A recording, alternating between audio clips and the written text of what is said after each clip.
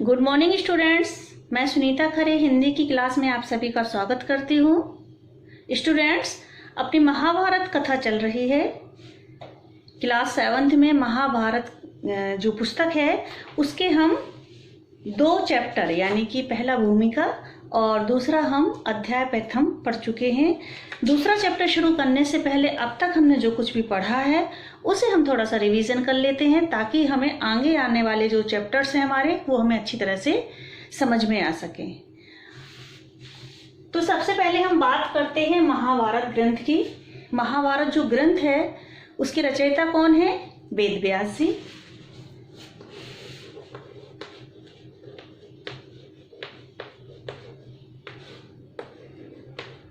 वेद व्यास जी के जन्म के डिटेल में हम नहीं जाएंगे, हम सिर्फ इनके माता पिता के नाम के बारे में जान लेते हैं। इनकी माता का नाम था सत्यवती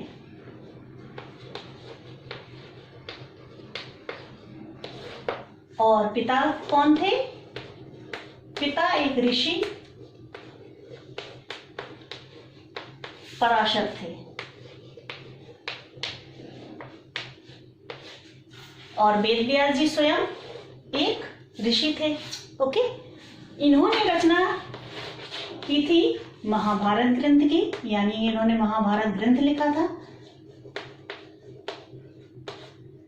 ठीक है, और क्लास 7th के लिए यानी कि इस कक्षा के लिए जो आप पढ़ रहे हो उसमें जो पुस्तक है बाल महाभारत कथा, उस पुस्तक को लिखने वाले लेखक का नाम है चक्रवर्ती राजगोपालाचार्य। यानी क्लास 7th में जो पुस्तक लिखी गई है, लगी हुई है आपको, वो है उसके लेखक हैं चक्रवर्ती राजगोपालाचार्य और एक्चुअल में जो महाभारत लिखी गई थी उसके रचयिता हैं वेद व्यास जी। क्लियर?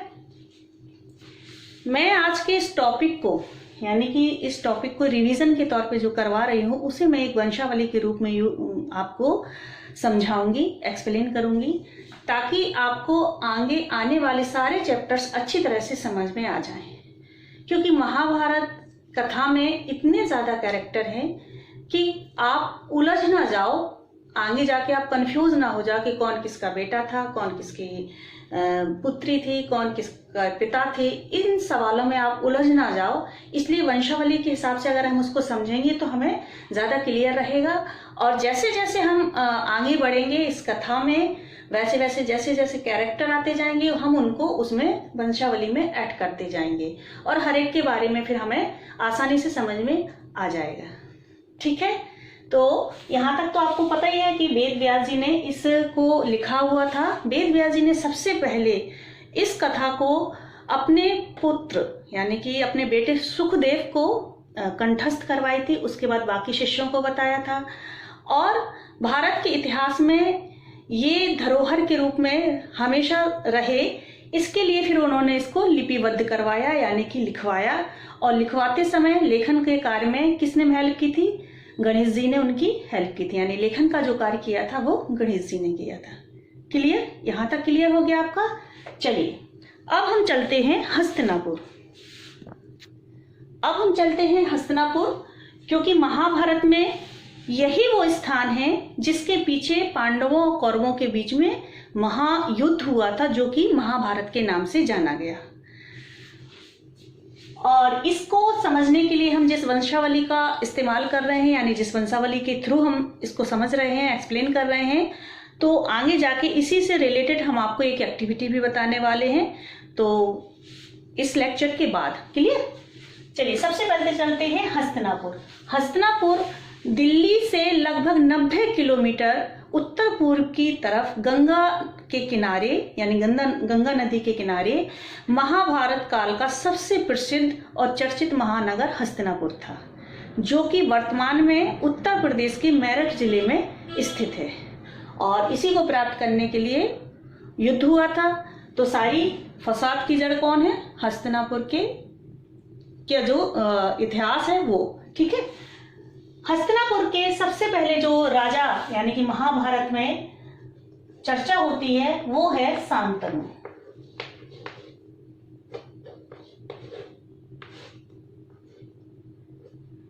सबसे पहले जो वहां पे राजा का जो जिक्र होता है वो एक शांतनु राजा का होता है। शांतनु एक दिन नदी के किनारे टहल रहे थे और गंगा एक युवती का रूप धारण करके उनसे सामने मतलब उनके सामने से गुजरी। तो राजा शांतनु का ध्यान उस ओर गया।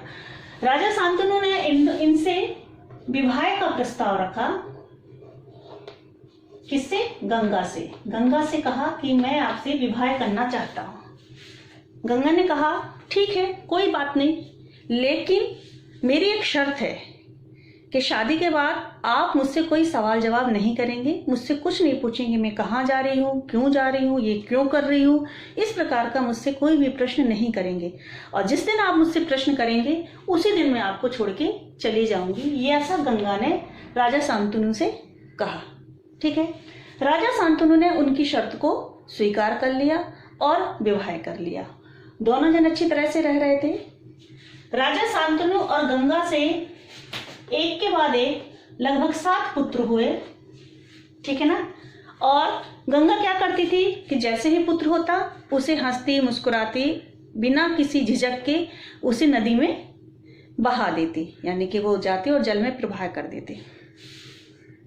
अब क्या होता, राजा शांतनु अपना मन महसूस के रह जाते, उदास रह जाते, सोचते हैं क्या हो रहा है, क्यों कर रही है ये, मैं कैसे पूछूं इससे सवाल, क्योंकि मैंने तो वचन दिया हुआ है कि मैं आपसे कोई प्रश्न नहीं करूंगा।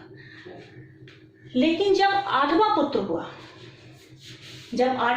हुआ तब क्या हुआ कि राजा शांतनु से रहा नहीं गया। वो विचलित हो गए, परेशान हो गए और गंगा से बोले कि आप ऐसा क्यों करती हो, आपको ये घृणित काम करते हुए लज्जा नहीं आती, आपको शर्म नहीं आती, आप ऐसा काम कर रहे हो, आप अपने ही संतान को नदी में बहा देते हो, आखिर क्यों। बस यही वो क्षण था कि गंगा ने कहा मुस्कुराते हुए कि आपने राजा अपना वचन तोड़ दिया और वचन शर्त के अनुसार अगर आपने मुझसे प्रश्न किया है तो अब मैं आपके साथ नहीं रह सकती हूँ, मैं जा रही हूँ। ऐसा उन्होंने राजा शांतनु से कहा। और फिर उन्होंने जो उनका 8वां पुत्र हुआ था उस पुत्र को अपने साथ ले गई। वो बोली मैं इस पुत्र को अभी आपको नहीं दूंगी, बाद में दूंगी, लेकिन मैं अपने पुत्र को लेकर अब आपके साथ नहीं रह सकती, इसलिए मैं अपने पुत्र को लेकर जा रही हूँ। ठीक है। और गंगा चली गई।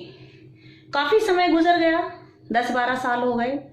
बाद में जब गंगा का जो 8वां पुत्र था वो जवान हो गया, तब गंगा आई और उन्होंने राजा शांतनु को वो पुत्र वापस किया।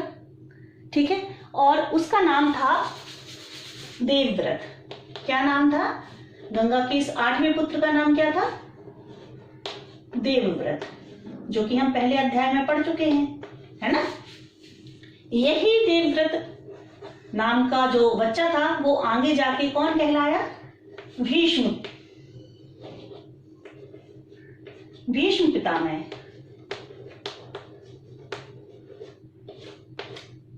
आगे जाके इनका नाम पड़ा भीष्म पितामह। ओके। तो गंगा के कितने पुत्र हुए थे? 7 पुत्र। वैसे तो टोटल 8 हुए थे, पर 7 पुत्रों को वो नदी में बहा चुकी थी। और ये जो पुत्र था वो कौन से नंबर का था? 8वें नंबर का था। क्लियर। अब क्या हुआ, देवव्रत के साथ राजा शांतनु आराम से अच्छी तरह से रह रहे थे कि अचानक एक दिन वो टहलने के लिए गए उसी तरफ, वन की तरफ। तो एक नदी में नाव चलाती हुई एक युवती उनको दिखाई दी। नदी में नाव चलाती हुई एक युवती दिखाई दी जिससे उनकी भेंट हुई और उसका नाम था सत्यवती। क्या नाम था? सत्यवती। इसका मतलब ये है कि गंगा की दूसरी पत्नी का नाम सत्यवती था, जो कि एक निषाद कन्या थी।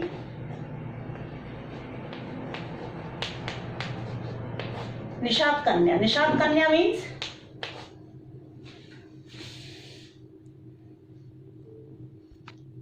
निषाद मीन्स एक प्रकार की जंगली या शिकारी जाति है जो शिकार करते हैं।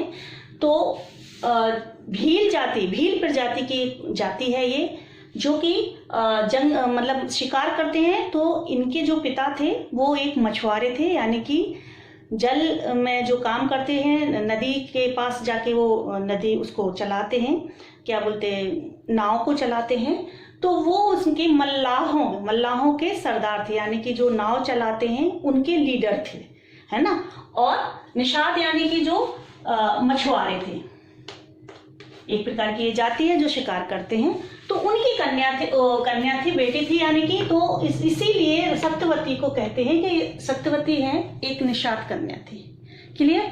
तो राजा शांतनु का विवाह सत्यवती से हुआ। इनके पिता का नाम केवट राज था, जो कि मल्लाहों के सरदार थे। मल्लाहों के सरदार मीन्स जो नाव चलाते हैं, केवट वगैरह, उनके वो हेड थे, सरदार थे, लीडर थे। ओके। अब क्या हुआ कि रानी सत्यवती से 2 पुत्र हुए। एक का नाम था चित्रांगद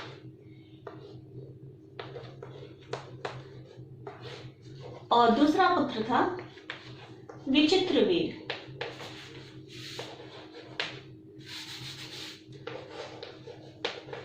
समझ में आ रहा आप लोगों को?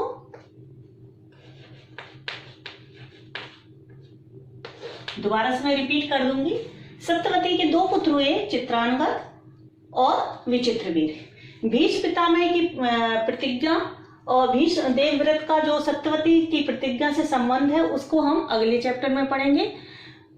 उसके बारे में हम आपको बताएंगे कि सत्यवती का विवाह किस परिस्थिति में हुआ था और इनके पिता की क्या शर्त थी और देवव्रत भीष्म पितामह कैसे बने।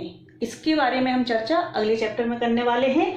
अभी आप इतना समझ लीजिए कि शांतनु की 2 पत्नियां थी, यानी गंगा और सत्यवती। गंगा से देवव्रत हुआ, उसके बाद सत्यवती से इनका विवाह होने के बाद इनके 2 पुत्र हुए, चित्रांगद और विचित्रवीर।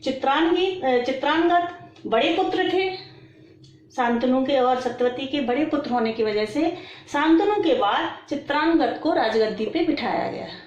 लेकिन एक युद्ध में गांधर्वों द्वारा इनकी मृत्यु हो गई, और जल्दी मृत्यु हो जाने की वजह से इनके जो अनुज थे, यानी कि जो छोटे भाई थे, अनुज मीन्स छोटा भाई, तो जो छोटे भाई थे विचित्रवीर, इनको राज सिंहासन पे बिठाया गया।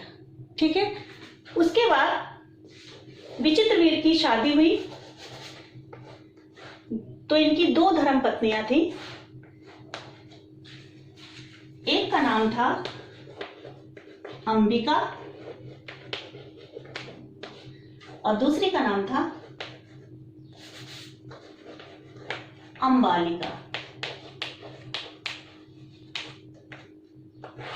ठीक है। अंबिका और अंबालिका 2 धर्म पत्नियां थी इनकी। ठीक है। अंबिका से इनका जो बड़ा पुत्र हुआ वो थे धृतराष्ट्र।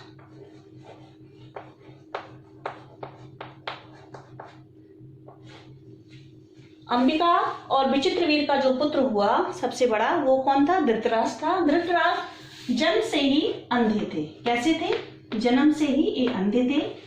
और एक कहानी जो है, अंधे क्यों थे बच्चे, धृतराष्ट्र का और पांडु का जन्म कैसे हुआ, इसके बारे में अगर हमारी इस कथा में चर्चा होती है आगे जाके तो मैं आपको बताऊंगी। ठीक है। अभी फिलहाल आप इतना समझ लीजिए कि अंबिका का जो बड़ा पुत्र था वो धृतराष्ट्र था और वो जन्म से ही अंधे थे। अंबालिका से पुत्र जो हुआ वो था पांडु, उनका नाम था पांडु। ठीक है। इनका एक और भाई था विदुर, जो दासी पुत्र के नाम से हुआ। वो भी कहानी में, इस महाभारत में अहम भूमिका निभाने वाले हैं। उनके बारे में हम आगे आने वाले अध्यायों में पढ़ेंगे। ठीक है। आपको यहाँ तक समझ में आ गया बच्चों सभी को? अब मेरा ये बोर्ड जो है ना छोटा है, इसलिए मैं इस बोर्ड यहाँ से कुछ कैरेक्टर उठा के यहाँ ला रही हूँ। इसलिए मैं पूछ रही हूँ आपको ये सब कुछ समझ में आ गया? अगर नहीं आया तो मैं दोबारा से आपको रिपीट कर देती हूँ। शांतनु राजा थे। हस्तिनापुर के सबसे प्रथम राजा का जो जिक्र होता है महाभारत में शांतनु का होता है। इनकी 2 पत्नियां थी, गंगा और सत्यवती। सत्यवती से देवव्रत हुआ जो कि आगे जाकर भीष्म पितामह कहलाए। सत्यवती से 2 पुत्र हुए, वो चित्रांगद और विचित्रवीर था। चित्रांगद का कोई पुत्र नहीं था, उनकी मृत्यु हो गई थी। और उसके बाद जब विचित्रवीर को राजगद्दी पे बिठाला गया तो उनकी 2 पत्नियां थी, अंबिका और अंबालिका। अंबिका से धृतराष्ट्र का जन्म हुआ जो कि जन्म से ही अंधे थे, और अंबालिका से पांडु का जन्म हुआ। ठीक है, यहाँ तक हमने आपको बता दिया। अब हम इन्हीं कैरेक्टर्स में से कुछ कैरेक्टर्स को यहाँ ले जाते हैं ताकि हमारा बोर्ड की जो हमें प्रॉब्लम है वो हमारी सॉल्व हो जाए। अब बात करते हैं, हमने यहाँ से 2 कैरेक्टर धृतराष्ट्र को और पांडु को यहाँ ले आए हैं। धृतराष्ट्र की शादी जो हुई थी वो गांधार प्रदेश की राजकुमारी गांधारी से हुई थी। किससे हुई थी? गांधारी से हुई थी, जो कि गांधार प्रदेश की राजकुमारी थी। और इन्होंने शादी के तुरंत बाद ही जब ये महल में पहुंची और इनको पता चला कि धृतराष्ट्र जो है वो जन्म से अंधे हैं, इनको दिखाई नहीं देता, तो उन्होंने पत्नी धर्म निभाने के लिए अपनी आंखों पे पट्टी बांध ली। सफेद पट्टी उनकी पूरे जीवन भर बंधी रही, शादी के बाद से लेके उनके मरणोपरांत तक। यानी कि पूरे जीवन उन्होंने ये सोचा कि जब मेरा पति नहीं देख सकता है तो मैं क्यों देखूं दुनिया को, तो उन्होंने भी अपनी आंखों पे पट्टी बांध ली थी। ठीक है, तो उनकी जो शादी हुई थी धृतराष्ट्र की, वो गांधार प्रदेश की राजकुमारी गांधारी से हुई थी। पांडु की जो शादी हुई थी, इनकी 2 पत्नियां थी, कुंती और माद्री। ठीक है, इनकी 2 पत्नियां थी, कुंती और माद्री। धृतराष्ट्र की एक ही पत्नी थी और पांडु की 2 पत्नियां थी। ठीक है, धृतराष्ट्र जो थे वो जन्म से अंधे थे। इनके लगभग 100 पुत्र हुए और एक पुत्री हुई, और जिसमें से दुर्योधन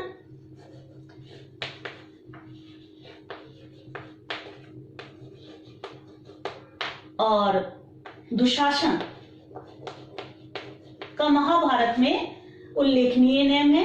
यानी कि इनका नाम उल्लेखनीय है, दुर्योधन का और दुशासन का। लगभग 100 पुत्र हुए थे इनके, धृतराष्ट्र के और गांधारी के, जिसमें से दुर्योधन और दुशासन महाभारत में मेन कैरेक्टर के रूप में सामने आते हैं। ठीक है, और यहाँ पे कुंती और माद्री, पांडु की कोई संतान नहीं हुई थी। ठीक है, पांडु की कोई श्राप की वजह से कोई संतान नहीं हुई थी, लेकिन कुंती इनकी जो धर्म पत्नी थी, उनको एक वरदान प्राप्त था जिससे उन्होंने देवताओं का आवाहन करके 5 पुत्रों को जन्म दिया, जिसमें से एक थे युधिष्ठिर, भीम, अर्जुन, नकुल और सहदेव। ये 5 पुत्र इनके सूर्य पुत्र के नाम से मतलब जाने गए। मतलब इनके जो देवताओं का इन्होंने आवाहन किया था, इनको वरदान था कि देवताओं के आवाहन से वो अपने पुत्र मतलब संतान प्राप्त कर सकते हैं। तो पांडु की कोई खुद की संतान नहीं थी, लेकिन कुंती के इस वरदान की स्वरूप उन्होंने देवताओं का आवाहन किया और 5 पुत्र प्राप्त किए। इनका एक पुत्र और था कुंती का, जो कि सूर्य पुत्र कहलाता था, कर्ण, जिसका जिक्र हमारा आगे आने वाले अध्यायों में आपको मिलेगा और उसके बारे में हम डिटेल में चर्चा करेंगे। क्लियर? चलिए, तो अब यहाँ तक आपका क्लियर हो गया कि धृतराष्ट्र जो थे वो उनकी शादी गांधारी से हुई थी। इनके लगभग 100 पुत्र हुए, जिसमें से दुर्योधन और दुशासन का नाम महाभारत में मुख्य रूप से लिया गया है, मुख्य रूप से इन्होंने भूमिका निभाई है। और कुंती और माद्री के युधिष्ठिर, भीम, अर्जुन, नकुल, सहदेव सहित 5 पुत्र थे।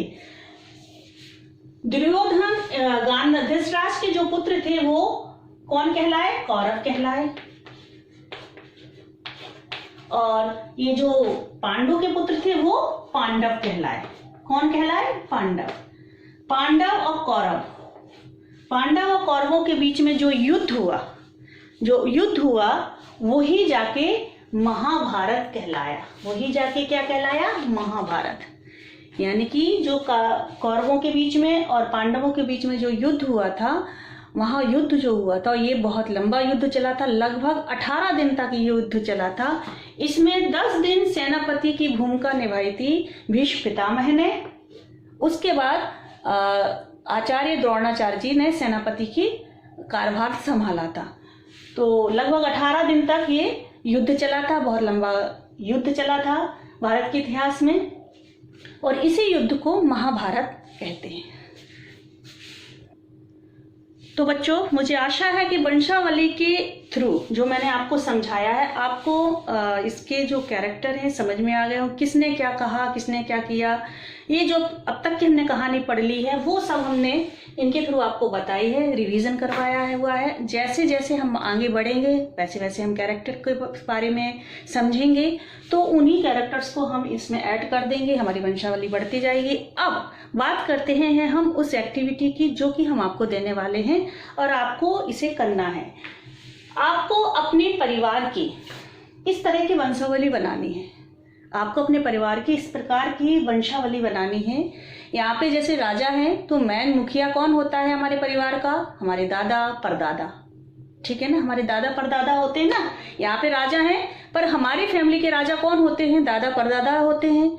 तो हम उनका नाम यहाँ पे लिखेंगे। उसके बाद दादा दादी के, परदादा दादी के नाम, चाचा लोगों के, फिर चाचा के बच्चे, है ना। बुआ होती हैं तो बुआ भी उसमें शामिल हो सकती, क्योंकि हमारी फैमिली में कौन आएगा? चाचा आएंगे और बुआ आएंगी। बुआ के बच्चे को अगर हम ऐड ना करना चाहें तो कोई ज़रूरी नहीं है वैसे, लेकिन कर देना चाहिए, क्योंकि बुआ, चाचा और हमारा खुद का अपना परिवार, पापा मम्मी, हमारे भाई बहन, इस तरह से। तो इस तरह की वंशावली आपको बनानी है, यही आपकी एक्टिविटी है, ठीक है। आशा है आपको ये सब कुछ अच्छी तरह से समझ में आ गया होगा। अब नेक्स्ट चैप्टर को हम नेक्स्ट वीडियो में पढ़ेंगे। Thank you.